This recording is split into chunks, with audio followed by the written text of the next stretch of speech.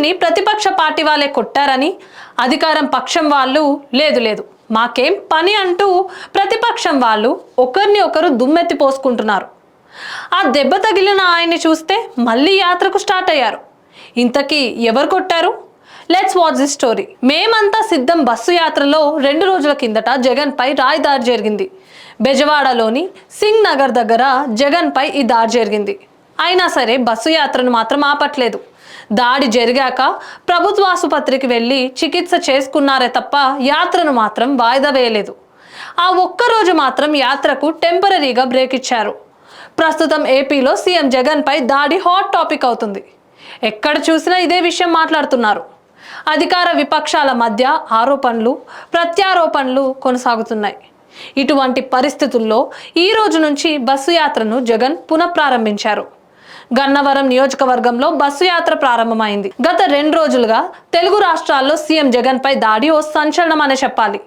అయితే ఈరోజు బస్సు యాత్ర తిరిగి ప్రారంభం కావడంతో దీనిపైనే జగన్ సంచలన వ్యాఖ్యలు చేసే అవకాశం ఉంది. కేసరపల్లిలో యాత్ర ప్రారంభమైన తర్వాత 100 మీటర్ల పరిధిలో 2 సార్లు బస్సు నుంచి ప్రజలకు అభివాదం చేశారు సీఎం జగన్. నేరుగా వారి సమస్యలను వినే ప్రయత్నం కూడా చేశారు. ప్రస్తుతం బస్సు యాత్ర గన్నవరం సెగ్మెంట్లో జరుగుతోంది. ఈ సెగ్మెంట్కి సిట్టింగ్ ఎమ్మెల్యే వల్లభనేని వంశీమోహన్ ఉన్నారు. వైసీపీకి బలమైన నియోజకవర్గం కావడంతో ఆ పార్టీ శ్రేణులు పెద్ద ఎత్తున తరలివచ్చారు. ప్రధాన రహదారులన్నీ జనాలతో కిక్కిరిసిపోయాయి. అయితే జగన్ మంచి యాక్టివ్గా కనిపిస్తున్నారు. ఆయనకు తగిలిన గాయానికి సంబంధించి ఇంకా వాపు మాత్రం తగ్గలేదు. నుదిటిపైన తెల్లటి బ్యాండేజీ కనిపిస్తుంది. దాడి జరిగిన తర్వాత సీఎం యాక్టివ్గా కనిపిస్తుండటం నిజంగా విశేషమనే చెప్పాలి.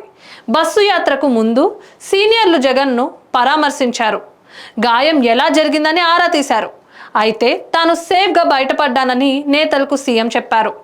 ఏది ఏమైనప్పటికీ బస్సు యాత్ర స్టార్ట్ కావడంతో వైసీపీ శ్రేణుల్లో మాత్రం మంచి జోష్ నెలకొంది. జగన్ బయటకు వచ్చిన సమయంలో వీడియోలు ఫోటోలను వైసీపీ సోషల్ మీడియా పెద్ద ఎత్తున ట్రోల్ చేస్తోంది. బస్సు యాత్ర తిరిగి ప్రారంభమైందని కాసుకోండి అంటూ పోస్టులు పెడుతోంది. వీటిని వైసీపీ శ్రేణులు పెద్ద ఎత్తున వైరల్ చేస్తున్నారు.